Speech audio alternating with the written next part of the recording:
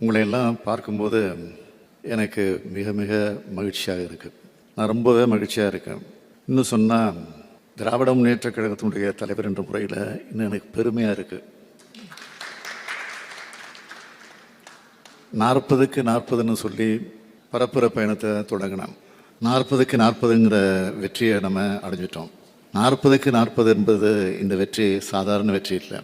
2004ஆம் ஆண்டு, அதாவது 20 ஆண்டுகளுக்கு முன்னால் தலைவர் கலைஞர் அவர்கள் நமக்கு பெற்று தந்த வெற்றி இது.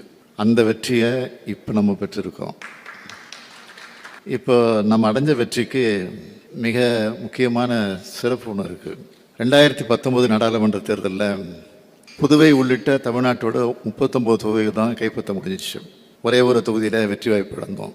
இந்த தேர்தலில் அந்த ஒன்றையும் சேர்த்து 40க்கு 40 வென்றிருக்கோம். 2வது தேர்தலில் முழுமையான வெற்றியை பெறுவது என்பது சாதாரணமானது இல்லை, சாதனை, மிகப்பெரிய சாதனை. இது வரலாற்று சிறப்புமிக்க சாதனையாக அமைந்திருக்கிறது. இந்த சாதனை வரலாற்றில் நீங்களும் இருக்கீங்க என்பது தான் உங்களுக்கு இருக்கக்கூடிய பெருமை. நாடாளுமன்றத்தில் அதிக அனுபவம் கொண்ட டிஆர் பாலு முதல் முறை எம்பி ஆகிற பலரும் இருக்கீங்க.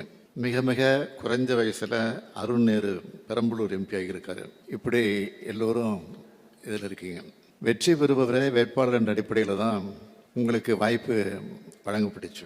உங்களுக்கு இத்தகைய பெரிய வாய்ப்பை கொடுத்த கழகத்துக்கும் உங்களுக்கு வாக்களித்த தமிழ்நாட்டு மக்களுக்கும் மிக மிக உண்மையாக நீங்கள் இருக்கணும். இதுதான் கழகத் தலைவர்ங்கிற முறையில் நான் வைக்கிற என்னுடைய பணிவான வேண்டுகோள். உங்களுக்கு அதிகம் சொல்ல தேவையில்லை.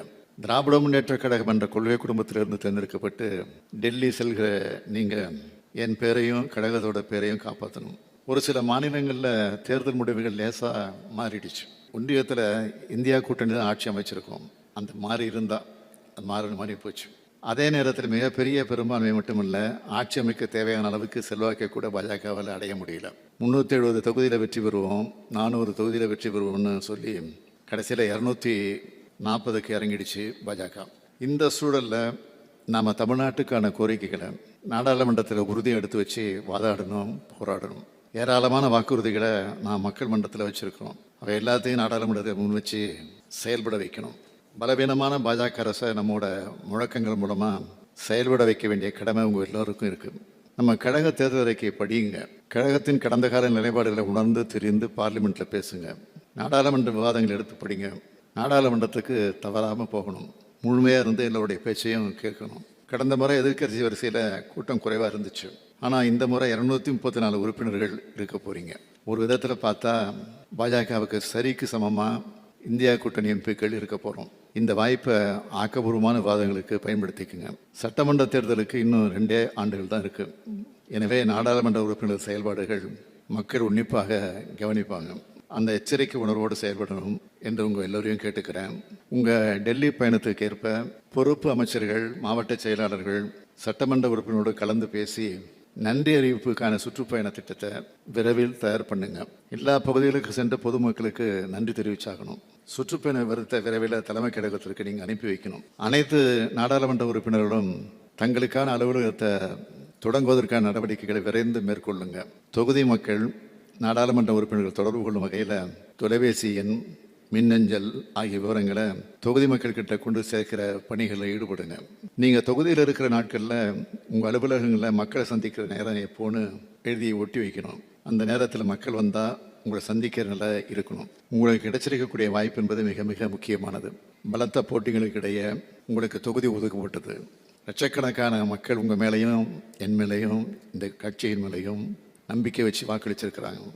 இதோட மதிப்பு என்பது மதிப்பிடவே முடியாது. மதிப்பிட முடியாத பொறுப்பு உங்களுடைய கரங்களுக்கு வந்திருக்கு. இதை காப்பாற்றுற வகையில் மக்களை காக்கிற பணியை செஞ்சு கழகத்துக்கும் எனக்கும் தமிழ்நாட்டுக்கும் பெருமை சேர்க்கணும் என்று உங்கள் எல்லோரையும் கேட்டுக்கிறேன். தலைவர் கலைஞருடைய 100ஆண்டின் முழுமையான வெற்றியை பெற்று அவருக்கு காணிக்கையாக்குவோம்னு சொன்னேன். அதை இன்றைக்கு நாம் செய்து காட்டியிருக்கிறோம். அவரின் உடன்பிறப்புகள் தான் நாம் என்பதை செயலால் காட்டுவோம் என்று கூறி இந்த வெற்றியை லட்சக்கணக்கான திராவிட முன்னேற்ற கழக தொண்டர்களுக்கு அர்ப்பணிக்கிற வகையில் எல்லோரும் எழுந்து நின்று பலமாக கைத்தட்டுவோம்.